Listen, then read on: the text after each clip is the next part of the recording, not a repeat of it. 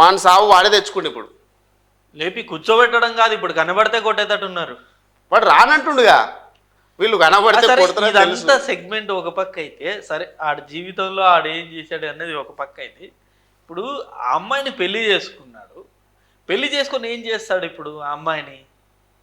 తమ్ముడు ఇప్పుడు రెండు రకాలు. ఒకటి సెక్సువల్గా యూజ్ చేస్తేనేమో ఒక రకం, శారీరకంగా అర్థమైందా దగ్గర పెట్టుకొని అనుభవించడం ఒక రకం. ఉమ్, ఉమ్, ఇప్పుడు ప్రేమ అనేది నువ్వు పక్కలో పడుకుంటేనే వస్తుంది అనుకుంటున్నావా? ఉమ్. పక్కనున్నా పక్కలో పడుకున్నా కూడా ఉంటుంది ప్రేమ. సెక్స్ చేస్తే ఒకటే ఉండదు. దీని నిర్వచనం ఉప్పెన సినిమాలో ఆ హీరోయిన్ చెప్పింది క్లైమాక్స్ లో, వానికి అది సెక్స్ అంటేనే ప్రేమ కాదు అని. అర్థమైందా?